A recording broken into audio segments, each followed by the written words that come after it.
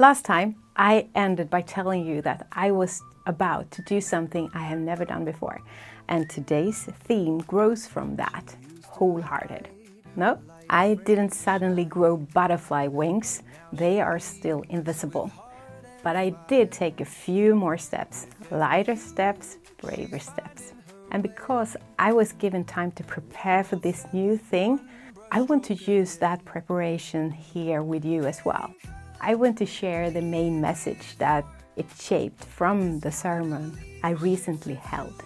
It might sound slightly different from what my usual episodes sounds like, since it comes from what I truly want to live by and act from.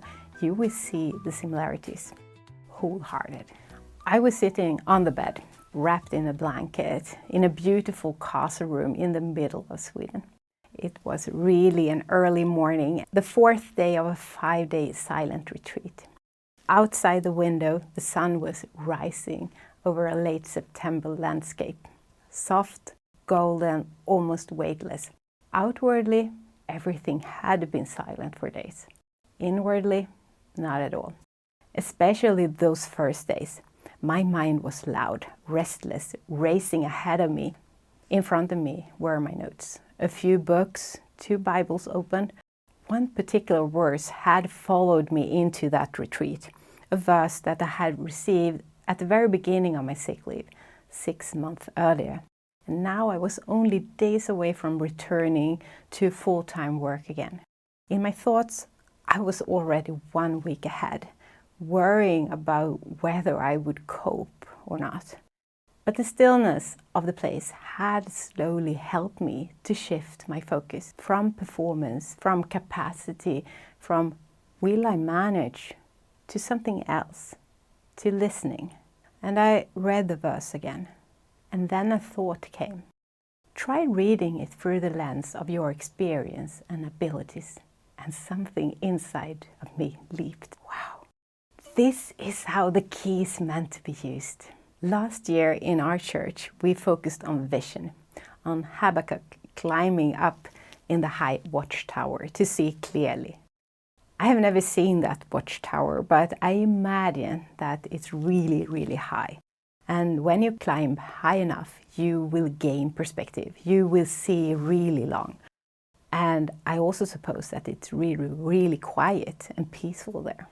This year, the focus has shifted towards the habits. Not habits as rigid duties, but habits more as relationships. Opening the Bible with a curiosity, whispering, Jesus, what do you want to show me today? In Romans 12, Paul describes us as one body, each part necessary, each part carrying a function. If we imagine vision as the eyes, seeing the direction, and the habits are the hands and the muscles carrying it out, then what gives it power? It is the heart that pumps life through the body. As long as the heart beats, vision and action can connect. So let's begin there.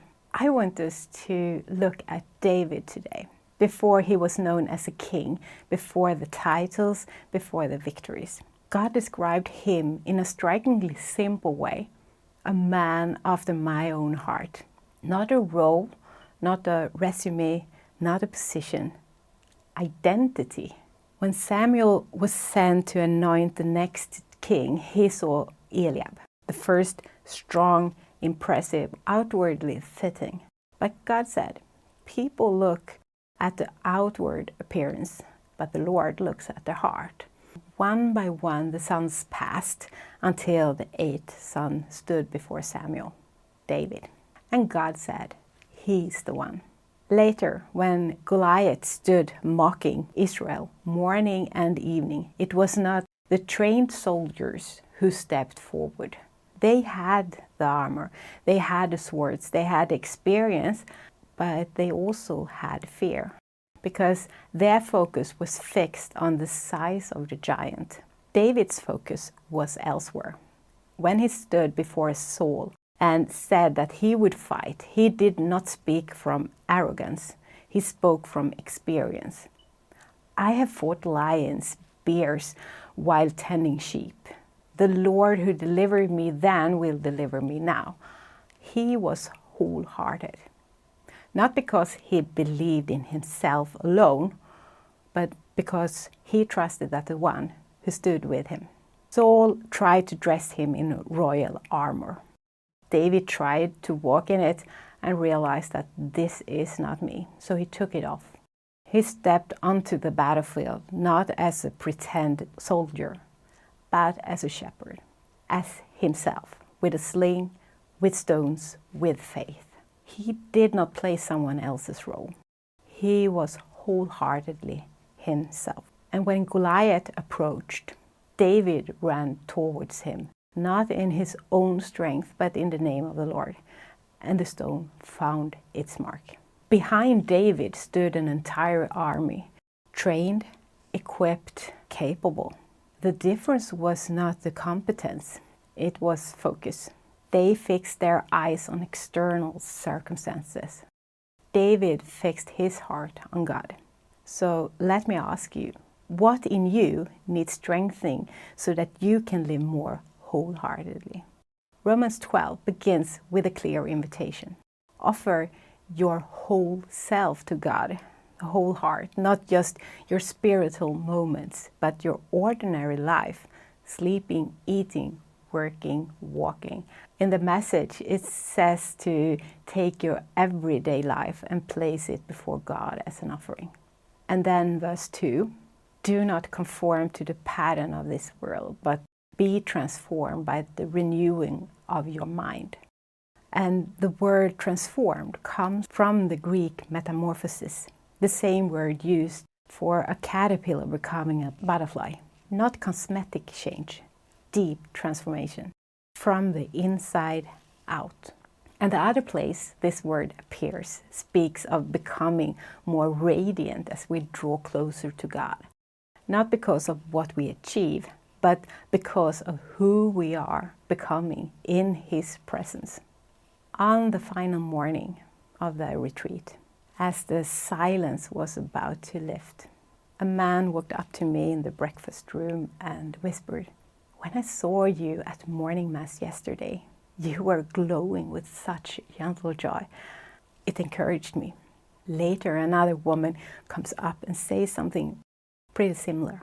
Driving home, I spoke with a close friend. I tried to explain the week, still not quite ready to put it into words. But my friend, she summarizes it and says, "When I hear you now, you sound like yourself again, like you did years ago, before everything heavy happened. It sounds like you are in the right place right now." She was right.